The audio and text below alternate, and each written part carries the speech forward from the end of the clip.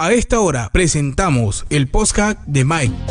Porque aprender no tiene por qué ser aburrido y divertirse no debe ser irrespetuoso. Un programa que habla sobre diversos temas de interés de la vida, del espacio y del tiempo, donde podemos aprender, esperemos, de forma divertida. Bajo la conducción del magíster Michael Fuenmayor, todos los miércoles desde las 6 p.m, sin guión, espontáneo, y esperemos contar con interacciones online por este medio de Radio La Cariñosa. Les invitamos a no perdérselo.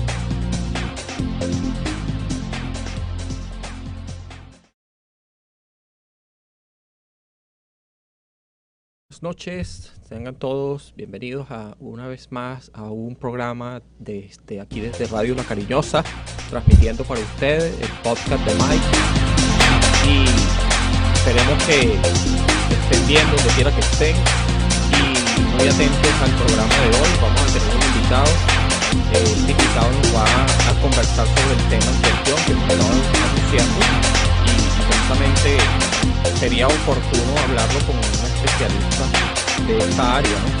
El tema tiene que ver con la dislexia, indicadores de detección y aspectos a considerar en la intervención. Un tema un poquito largo, pero tiene que ver con la intervención y algunas otras consideraciones de la dislexia, que primero vamos a definir qué es dislexia, y verán que es algo muy frecuente, más de lo que pudiéramos pensar. Pero bueno, vamos a esperar que nuestro invitado se incorpore, se conecte desde Zoom. Él está desde Perú, Lima, creo.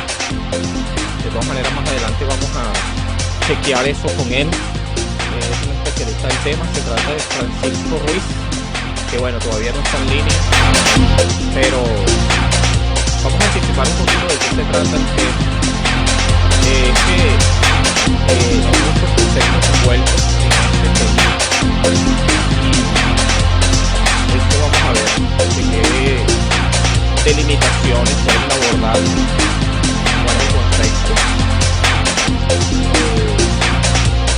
y esperemos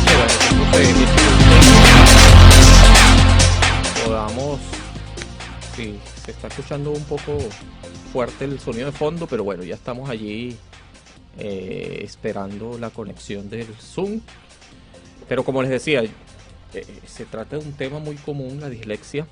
Le ocurre a niños, pero puede llegar hasta la adultez, y en general hace que la lectura visual sea un poco interrumpida. Se deduce la lectura en vez de leer justamente lo que está ahí escrito.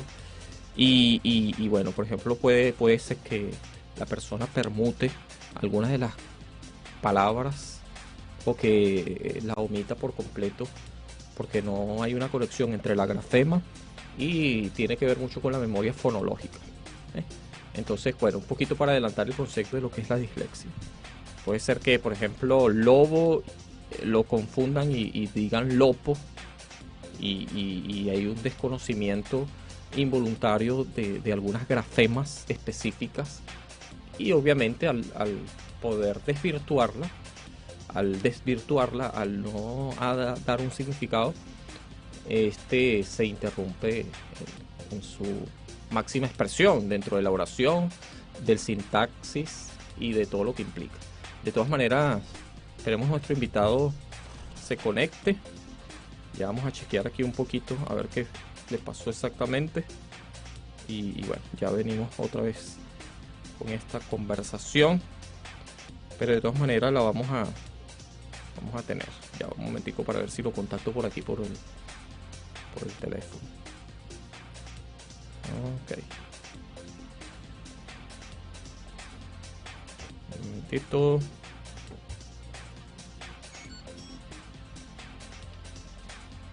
Ok.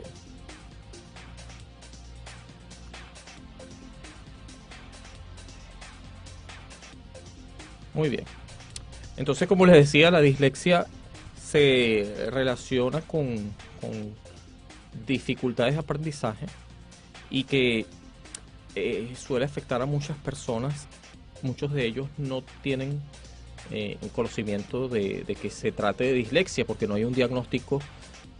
La mayoría de las personas ni siquiera tienen un diagnóstico relacionado con esto, aunque portan esta trastorno, sí, un trastorno de aprendizaje, porque influye en lo que les decía, en la lectura y en la comprensión lectora y, bueno, más allá, la lectoescritura. Y hay tipos de dislexia fonológica, superficial, profunda, y afecta el rendimiento escolar. Hay algunos mitos también que vamos a considerar en relación a esto, y algunas ventajas también, cosas positivas que tiene una persona que posea dislexia. Por ejemplo, las oraciones, la construcción de las oraciones suelen estar desvirtuadas, como ya les decía, o permutadas, y esto por supuesto afecta el resto de la comprensión lectora, ya que una rasgo que se pierde o también puede haber una desconexión total de lo que es el tema como lectura global, ¿no? Entonces se trata del orden y la relación de las palabras, del sintagma que está dentro de la oración, la sintaxis, que es el orden de la oración, así como las funciones que cumplen las palabras dentro de ella, ¿sí? Entonces genera aquí hay 7 dificultades relacionadas, ¿no? En función a la dificultad de aprendizaje que esta lleva consigo, ¿no? Problemas para leer, dificultades para deletrear palabras, también es una de las cosas que están involucradas en esto. Dificultad para memorizar palabras familiares a simple vista, tiene que ver con la lectura global. Y también la lectura en voz alta no suele ser un fuerte de estas personas, siempre evitan leer en voz alta. La ortografía y la gramática se ven afectadas, son deficientes en esta situación de la ortografía, la gramática, y no comprenden lo que es las habilidades lectoras en general. Suelen confundir las letras, que es lo que más común se conoce, ¿no? Que permutan las letras, la confunden y todo eso, ¿no? Entonces, la decodificación, la inferencia, la lectura global, la interpretación de un texto, generalmente los textos escritos, se ve interrumpido. Entonces, es un poquito para que sepan que es el concepto implicado en esto. De todas maneras, ya está por aquí conectado Francisco, ¿verdad? Francisco Ruiz, bienvenido. ¿Sí nos escucha? Bueno, creo que todavía no tienes audio, un momentico, pero ya estás allí en la pantalla, ya estás presente ya. Bueno, yo no tengo audio, no sé, a lo mejor tú sí tienes audio desde allá, ¿verdad? Ok. Ya vamos por allá, un momentico. ¿Sí? Muy bien. Entonces, estaba acercando ya al tema a las personas que nos escuchan y nos ven desde aquí, desde Radio La Cariñosa, radio online, donde se transmite este programa todos los miércoles a las 6. Si puedes hablar para ver si ya tengo... 1, 2, 3. Eso, muy bien, perfecto. Y creo que tú también, bueno, ¿verdad? Bueno. Tú también a mí. Muy bien, bienvenido, Francisco. De verdad. Gracias por aceptar la invitación. Y bueno, háblanos un poquito sobre el tema. Ya estaba aquí hablando con las personas que nos escuchan mientras te conectabas, un poco relacionando lo que se conoce comúnmente y también un poquito sobre la definición de lo que es la dislexia. Pero queríamos que tú también, ya entrando en conversa, en principio nos hablaras un poquito de la definición que se conoce y la más acertada. Bien, bueno, muy buenas noches a todos Sí. los escuchas y a todas las personas que también te ven por este canal. Mira, la dislexia es un tema bastante interesante o que llama bastante la atención. Por lo general lo solemos asociar o lo asociamos más fácilmente a las situaciones o errores. A veces lo asociamos más a los errores de inversión o de sustitución, pero realmente cuando hablamos de dislexia estamos hablando de un trastorno del aprendizaje que implica una dificultad en el proceso lector, ¿sí? La dislexia supone un problema para hacer la identificación adecuada de sonidos del habla o asimismo comprender estos sonidos, lo que se relaciona con las letras, con las palabras, algo que se conoce como decodificación. Entonces, esta dificultad en la lectura está asociada realmente hacia las áreas cerebrales que procesan el lenguaje. Nosotros por lo general hablamos siempre por decirlo así, en grado general, de que el niño aprendió a leer, pero le cuesta, tiene dificultad. No, él lee más o menos, lo que pasa es que no entiende muy bien.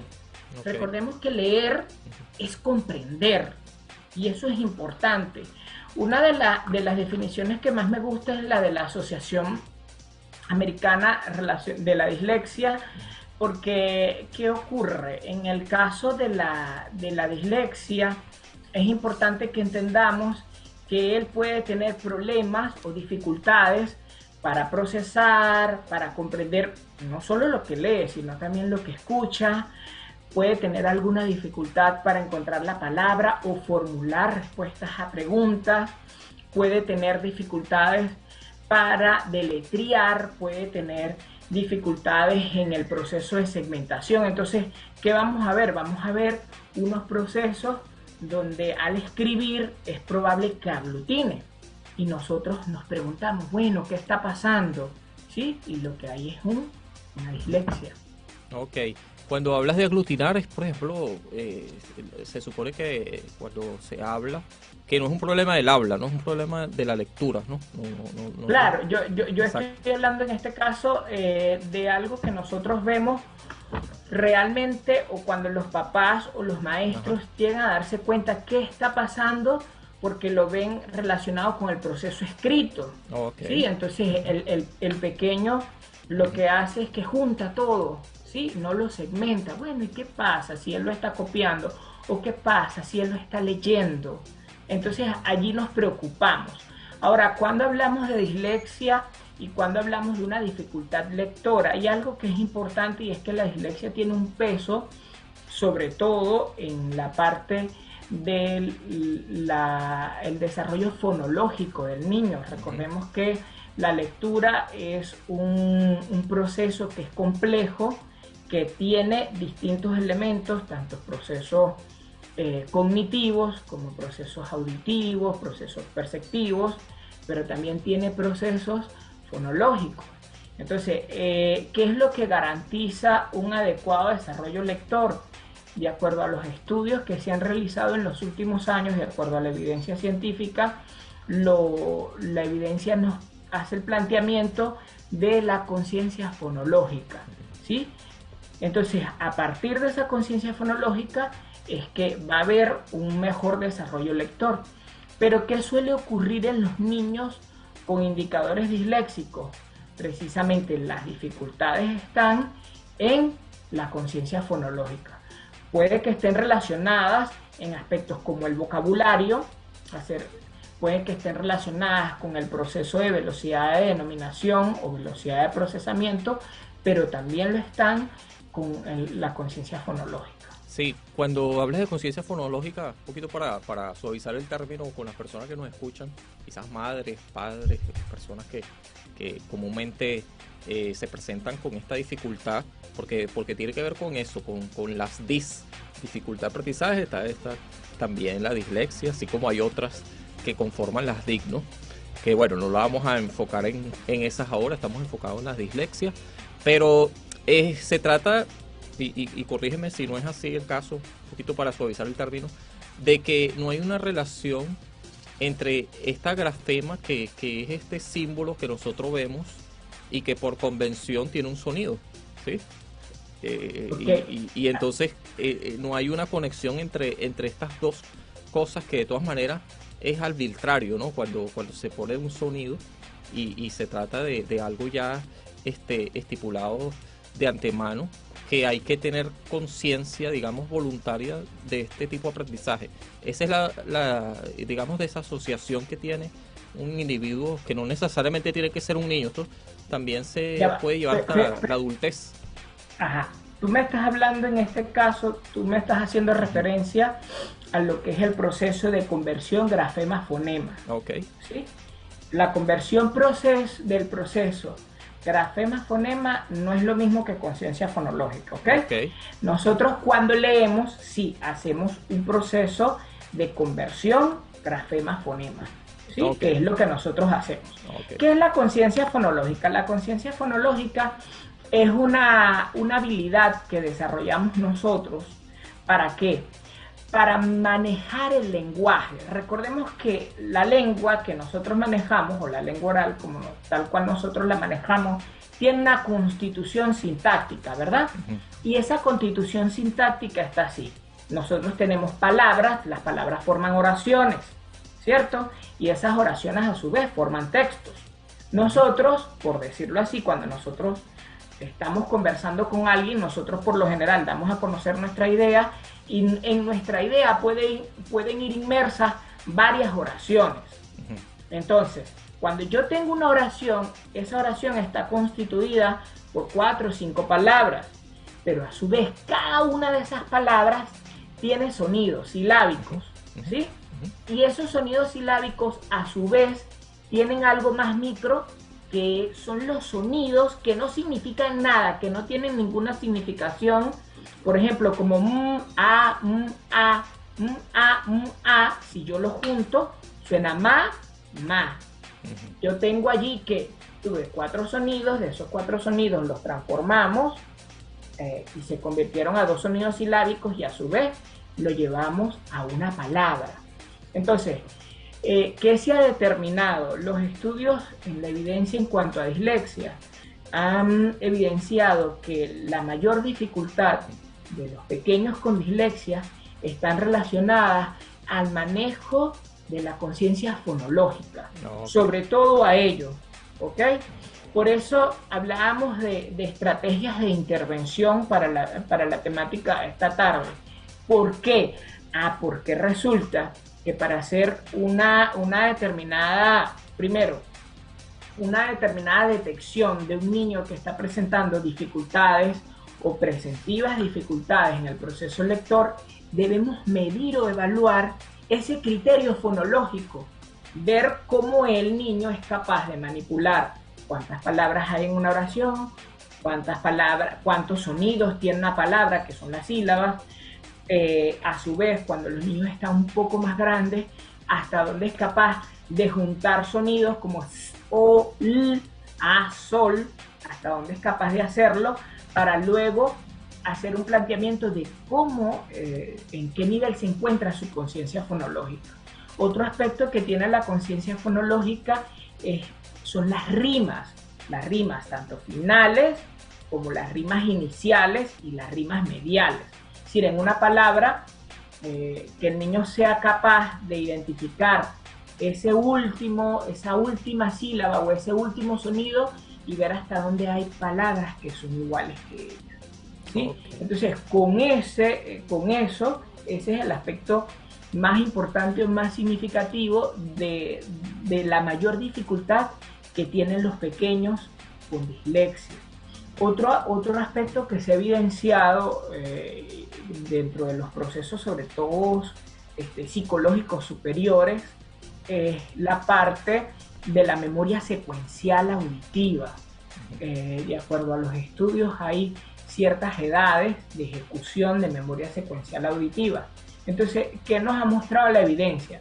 Niñitos que tienen serias dificultades en su conciencia fonológica, serias dificultades en procesos perceptivos, y ahí en eso de procesos perceptivos asociamos lo que tú nos mencionabas de la conversión grafema-fonema, y a su vez el aspecto de la memoria secuencial. Hay un aspecto que es más importante también, y es el vocabulario, hasta donde el niño conoce o tiene ganado vocabulario, hasta donde él llama las cosas por su nombre y hasta donde es capaz de evocarlas al verlas, ¿sí? Estos son factores significativos en lo que nosotros conocemos como dislexia. Ahora, Francisco, ¿qué es lo que determina que una dislexia pueda ser identificada o llamada dislexia? después de 6 meses de tratamiento. Estamos hablando de que hay algo que es vital o significativo, ¿no? Los niños, por derecho o por deber, van al colegio, ¿sí? Son sometidos a un proceso de escolaridad. ¿Es fácil leer? No. Recordemos que leer implica un trabajo bien complejo por parte del ser humano, porque implica codificación, implica manejos del componente fonológico, como lo decíamos ahorita. Claro. Y resulta que encontramos un pequeño que ya tiene indicadores, los indicadores como los que comentaba yo ahorita, ¿sí? Tiene indicadores, y este pequeñito recibe algún proceso de intervención desde la evidencia, una intervención especializada, y al tener esa intervención especializada, en 6 meses, si persisten distintos de los indicadores que comentamos, ello indica que él tiene una dislexia. Es decir, nosotros no podemos hablar de que no hay dislexia, porque no hay dislexia. ¿Qué pasa? Cuando yo someto un tratamiento basado en la evidencia, desde el momento trabajando con conciencia fonológica, luego dentro de ese aspecto de conciencia fonológica trabajo la conciencia fonémica, luego el principio alfabético, hacemos adecuadamente esa conversión grafema-fonema, un niño regular debería en 6 meses responder gradual o efectivamente al tratamiento. Pero si es muy lento, entonces es un indicador de que efectivamente sí hay un proceso disléxico. Y lo diagnostica un terapeuta de lenguaje, por ejemplo, ¿cuál es digamos, los pasos regulares como para, digamos, una madre tiene la presunción de que esto está ocurriendo? Entonces, ¿quién diagnostica finalmente? ¿Interviene un equipo interdisciplinario? ¿Cómo es el asunto? Mira, por lo general, este tipo de trastornos es un trastorno de acuerdo al CIE, que es quien hace los procesos diagnósticos. El CIE sí se mantiene por allí la nomenclatura dislexia, pero hay una nomenclatura que es trastorno de desarrollo de las habilidades escolares. Por lo general lo puede hacer un neuropediatra,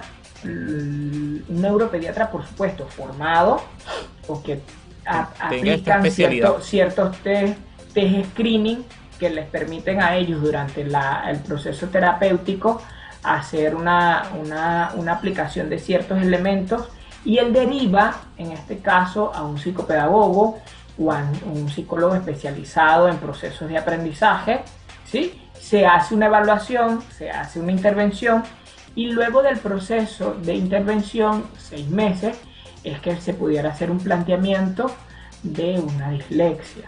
Ahora, hay en algunos países, por ejemplo, hay médicos rehabilitadores que están haciendo este tipo de valoraciones a los niños y lo derivan a otros especialistas, pues. Ok, y a partir de ese momento, una vez detectado, ¿no? Se supone que en adelante hay un abordaje ya para este tipo de dificultad, dado que es un trastorno. Entonces se puede hablar de que, claro, allí dificultades de aprendizaje per se, pero no necesariamente tiene que ser, digamos, fracasos escolares persistentes. ¿Cuál es la forma de abordar, digamos, a nivel escolar, a nivel clínico? ¿Hay otra manera de hacerlo para superar esto? ¿Qué es lo que se recomienda? ¿Qué es lo que está en boga al respecto? Mira, hay un factor que es importante o significativo, ¿no? A veces nosotros vamos a hablar de ciertos casos de algunos sistemas educativos, por ponerte un ejemplo, ¿no? Hay algunos sistemas educativos que hacen el planteamiento que en sus países no hay dislexia. En sus países son problemas de aprendizaje lector, pero que dislexia no lo hay. Ya. Eso estuvo acá en Latinoamérica, estuvo bien institucionalizado, ha estado bien institucionalizado en los años 70, 80, 90. e inclusive en ciertos países se formaban a profesionales más asociados hacia las dificultades de aprendizaje. Pero se decía, no, realmente no hay dificultades de aprendizaje, lo que hay es mala ejecución por parte del sistema educativo para estos pequeños que no les están enseñando correctamente. O sea, hay una negación. O se asoció más a la masificación del sistema educativo. No, lo que pasa es que el niño no tiene entorno para aprender a leer. Y entonces por eso el niño no aprende. Muy bien. De repente, eso era lo que medían las políticas educativas en ciertos lugares. Pero ya va, en ciertas partes se han hecho estudios especializados, estudios rigurosos de niños que realmente tienen serias dificultades para aprender a leer.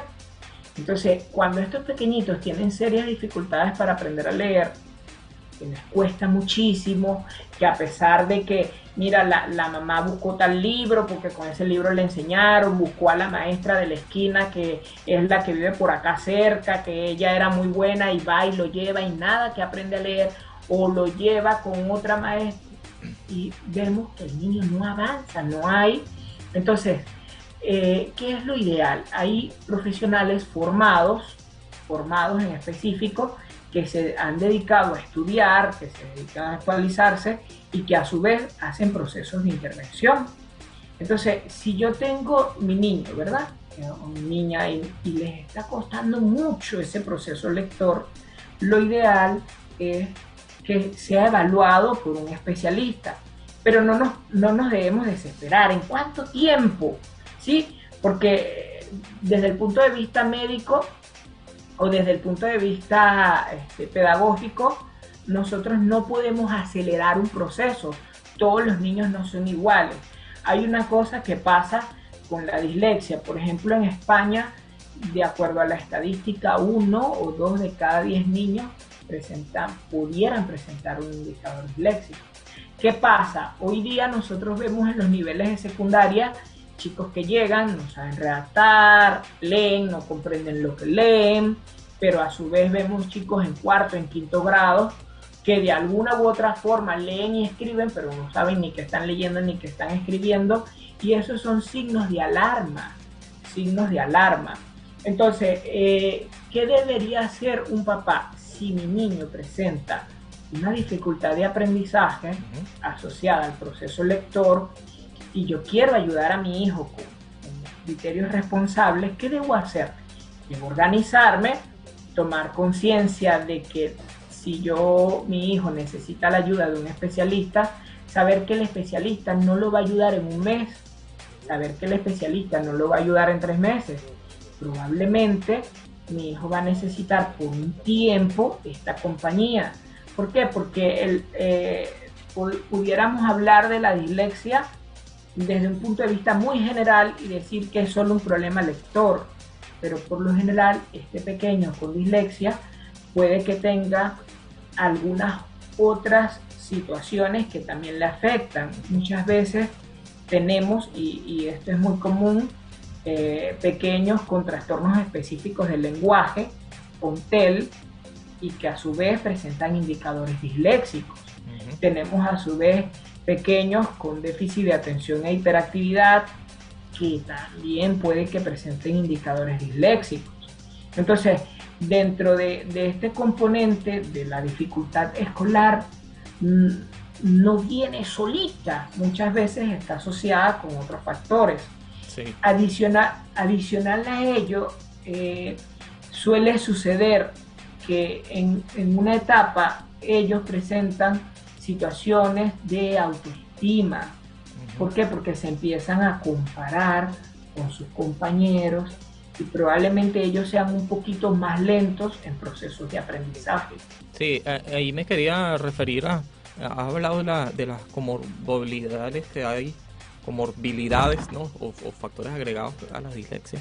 Y sabes que eso puede llegar a la adultez, aún así no debería comprometer el rendimiento escolar o las metas de vida. Leí un libro hace un tiempito, Superar la dislexia, de Luz Rayo, que precisamente de España, ¿no? y hablaba sobre eso. Creo que también tiene algo ahí en YouTube sobre este tema que ella misma habla cuando inauguró el libro y todo eso. Y ¿qué nos puedes decir sobre, hablando de este tema específico, sobre la adultez? Esto se extiende hasta la adultez, porque hasta ahora hemos hablado de niños, y es verdad, allí debería haber una atención, una detección temprana y un abordaje temprano, ¿no? Pero se puede convivir con esto hasta la adultez y aún así tener superación personal y alcanzar metas. ¿Qué puedes decir sobre eso? Un poquito para abordar este tema para que no se nos pase por alto. Luz Reyo es disléxica, la autora que tú comentas. Uno, claro, acuérdate algo, el trastorno te va a acompañar. Ajá. ¿Qué pasó con Luz Reyo? Luz Reyo cuenta que en su caso personal, ¿sí?, ella tenía serias dificultades para leer, para escribir, serias dificultades de autoestima, pero sus padres se dieron cuenta de la situación y ella estuvo por años en compañía psicopedagógica. Okay. Es decir, no fue que en la escuela solo con el trabajo que hacía la docente fue suficiente, o con el departamento de orientación escolar que hacía el colegio fue suficiente. No, ella recibía una atención psicopedagógica. Lo que ella nos cuenta en su libro, lo que ella hacía. Sí. Probablemente en una hora sus compañeros hacían 5 veces, ¿sí? Lo hacían mucho más rápido, lo hacían mucho mejor, y ella tenía serias dificultades, pero las estrategias que se le fueron brindando a ella durante años, estrategias de organización, estrategias mnemotécnicas, estrategias de planificación relacionadas tanto a lo leído como a lo escrito, le ayudaron a ella a autorregularse, y aunque se sintiese mal muchas veces, o aunque se sintiese deprimida, eso la llevó a ella a que su nota era baja, pero no importaba. Ella decía que estaba acostumbrada ya a que, a pesar de que dedicara tantas y tantas horas de estudio, salía mal, no importa, pero esa era su nota, eso era lo que ella obtenía, hasta que un día obtuvo una alta calificación y ella misma no se creía que había obtenido esa alta calificación. Sí. Luz Reyo hace un planteamiento interesante, y es que la persona con dislexia adulta existe, puede estar en cualquier lugar. A veces tenemos compañeros de trabajo que de repente vemos que no son tan eficientes con su ortografía, no son tan eficientes en el proceso lector, no comprenden mucho lo que leen, hacen allí el esfuerzo, no les gustan nada los estudios y prefieren más bien hacer trabajos más manuales, trabajos más artesanales, sí, algo que no implique esfuerzo cognitivo. Probablemente allí había una dislexia que nunca fue detectada, que nunca fue trabajada. ¿Y cómo lo sabemos hoy día? Porque tal vez tiene a su hijo o a su hija, presenta dificultades para leer y, oye, le llaman del colegio, le preguntan y de repente la esposa le hace el comentario, oye, ¿sabes que me han llamado de la escuela por tal cosa y tal cosa? Ah, yo también tenía problemas para leer. Es común eso, ¿verdad? Sí. Sí, pues nosotros vamos a ver y hay algo que es importante o significativo, y es que dentro de la dislexia o dentro del proceso disléxico hay un factor genético, hereditario, ¿sí? Y nunca le hemos dado la importancia, o muy poco le damos la importancia, pero sí es algo que afecta. Por eso es significativo que nosotros, si por ejemplo tenemos planificado establecer una relación con alguien, hablar de esas cosas, hablarlas normal, pues. Sí. ¿Por qué? Porque a veces tenemos pequeños con esos indicadores y las mamás comentan, no, mi esposo dice que él le costaba. Mi esposo comenta que él no salía bien en el colegio. Y no están condenados al fracaso en relación al aprendizaje porque hay otras formas de aprender, incluso por fuera de la lectura, ¿no? Porque yo estuve viendo que son muy buenos en cuestiones de la visoespacial, bueno, ya lo dijiste, buenos con las manos. La mayoría de los emprendedores, por lo menos hay una estadística por ahí de Estados Unidos que emprendedores que presuntamente o con diagnóstico fueron disléxicos y son buenos emprendiendo. Claro, pero estamos hablando de personas que han sido buenas, que han sido brillantes, Ajá. pero sobre todo que han recibido el apoyo. No es ¿Sí? casualidad, no es un asunto que vino.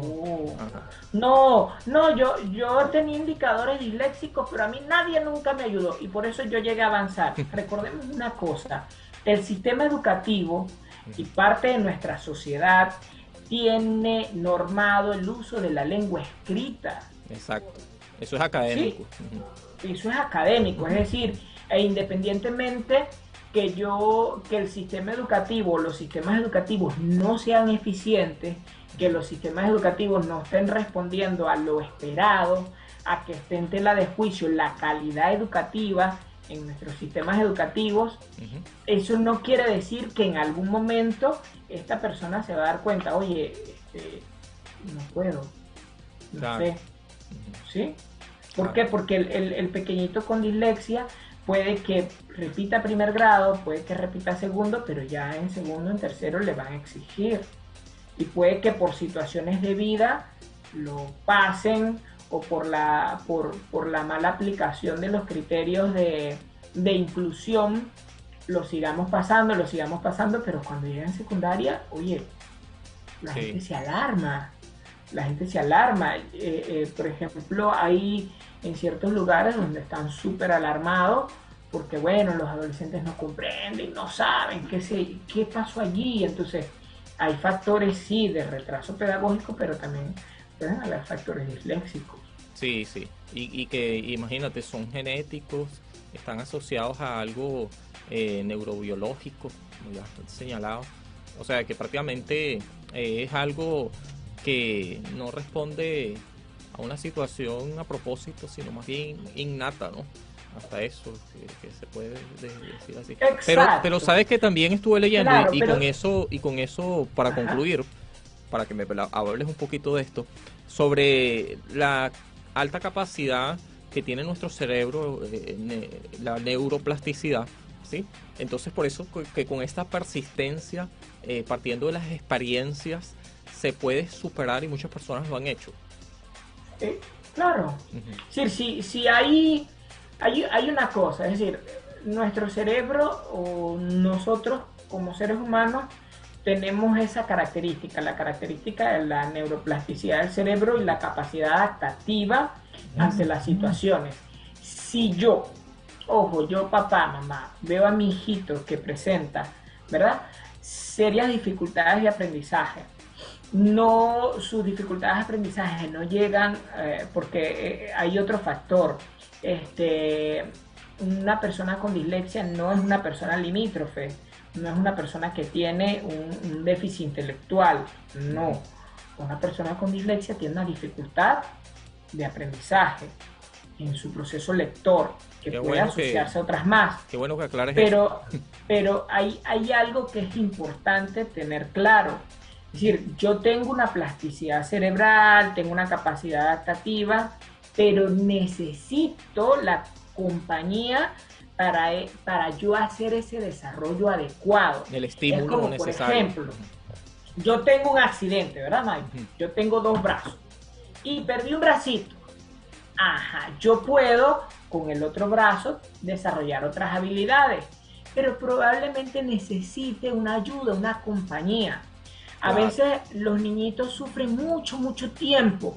A veces a nosotros nos llegan, por ejemplo, niñitos que los papás esperan hasta los 9, 10, 11 añitos para que reciban una atención más específica. Eso da dolor. ¿Por qué da dolor? Porque mientras más temprano nosotros atendamos, esas características van a minorarse, ¿sí? si nosotros hacemos un trabajo adecuado, de intervención adecuada, al niño se le puede ayudar desde antes. Y esas características no se van a observar tanto ni en la adolescencia, ni en la adultez. ¿Ves? Pero ojo, depende, porque todos no somos iguales, ¿sí? Todos no somos iguales. Probablemente sí, en la adolescencia va a requerir el acompañamiento. Entonces allí es mucho la importancia de la familia, el papel de la familia en apoyar a este pequeño que necesita ese acompañamiento. Y buscar la ayuda de los profesionales, sí. Muy bien. Bueno, Claro. Francisco, de verdad que hasta ahora la conversa muy buena, de verdad. Me gustaría estar mucho más hablando contigo del tema. Esperemos que en otra ocasión conversar sobre otro tema. No sé, de verdad que este podcast está abierto precisamente con el interés de acercar a las personas a estos temas tan importantes.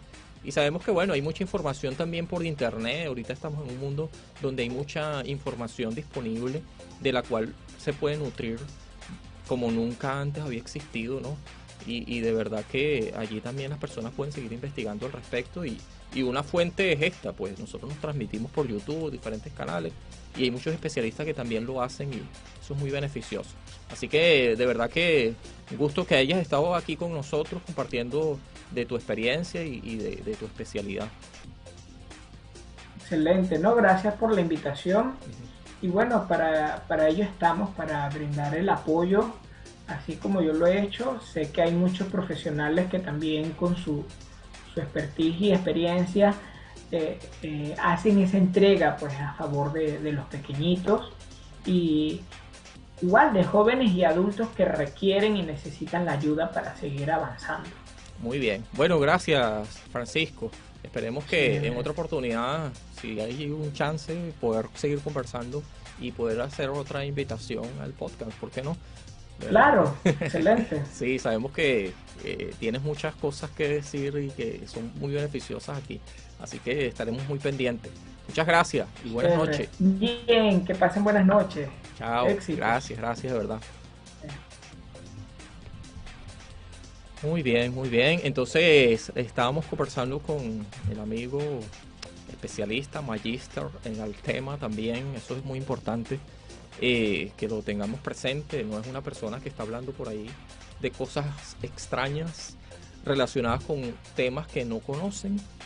Porque bueno, suele ocurrir también en esta era de la información que muchas personas se erigen como influencer y empiezan a opinar sobre cosas que ni siquiera saben. Pero bueno, nosotros tratamos de hablar con especialistas, con personas que son bastante, digamos, sí, duchos en su materia, ¿no? Y este tema es muy delicado como para que se escuche consejo de todo el mundo. Y hay personas o equipos interdisciplinarios, como escucharon, que abordan estos temas de manera rigurosa. Si quiere pueden tomar nota de este libro que yo cité y también hizo alusión Francisco. Se llama Superar la dislexia, de Luz Reyo, y ella habla de su experiencia de una doctora que desde su aprendizaje estuvo conviviendo y con resiliencia adelantando hasta llegar a estos, sí, ser doctora y superar muchos problemas académicos, a pesar de que con la dislexia tuvo que estar conviviendo. De hecho, no se deja de ser disléxico, no necesariamente las personas, a menos que sea una cuestión de autoestima, que también es otro asunto inherente a la dislexia. Las personas suelen recibir bullying, estar también siendo mal asesorados por algunos docentes que pueden que vean su rendimiento académico bajo y más bien lo cercenen o lo condenen o lo tilden de burro o lo que sea, de poco inteligente. Pero como vemos, es una dificultad de aprendizaje que puede ser superada. Por ejemplo, alguna de las cosas que podemos resaltar es que se puede mejorar, sí, se puede mejorar. Y algunas ventajas de ser disléxicos también, que uno pudiera decir, bueno, ¿acaso hay alguna ventaja en esto? Pues sí, ya nosotros mencionamos algunas durante la conversa, pero quería resaltar estas. Las personas desarrollan creatividad, son personas que tienen bastante intuición, ¿sí? Es una característica de las personas disléxicas. Tienen capacidad de trabajo, de emprendimiento, tolerancia a los errores, no se rinden tan fácil, son algunas ventajas, resiliencia, que es prácticamente lo que envuelve el concepto de ser paciente, persistente, pero con buena actitud. Suele ocurrirle a las personas disléxicas, esto por supuesto es una ventaja, y mejoran de manera significativa, pero un consejo es que no deberían compararse con el resto, sino compararse consigo mismo, ¿sí? De hecho, esto es algo que deberíamos hacer todos, compararse con uno mismo en la medida que va progresando. No hay por qué compararse con otra persona, porque cada persona tiene sus circunstancias y su propio entorno y sus propias ventajas, pero uno se debe comparar consigo mismo a la hora de ver el progreso, el alcance, no con otra persona, porque posiblemente nos vamos a frustrar. Y además cada quien hace lo que puede. Las personas disléxicas en general deberían asumir esto de manera más fehaciente, compararse consigo mismo, no con otra persona. Esto va a evitar el hecho de que se vea afectada su autoestima. Algunos procesos de aprendizaje son distintos.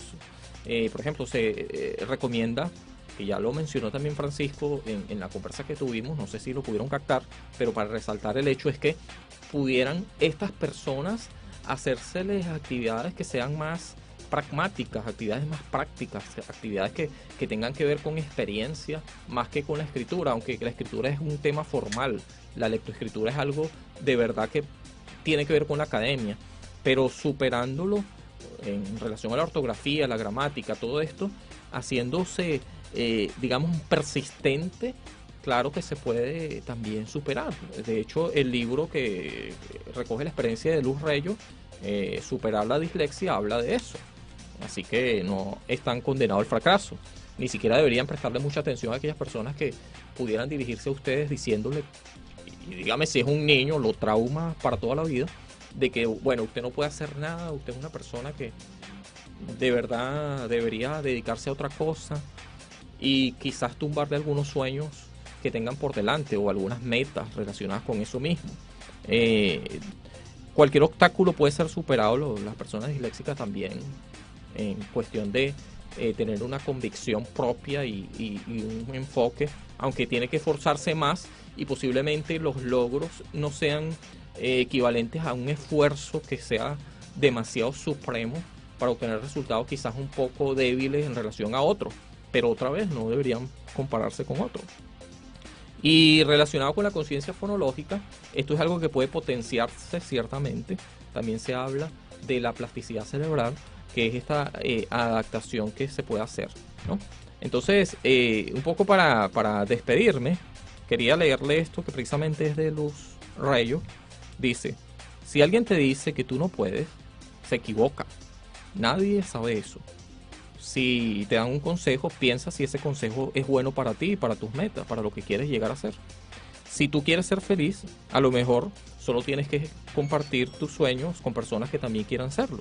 Así que debes ver si tú quieres serlo y asegurarte de eso, seleccionar los consejos para que te ayuden a hacer lo que tú quieras hacer y lo que está en tu favor.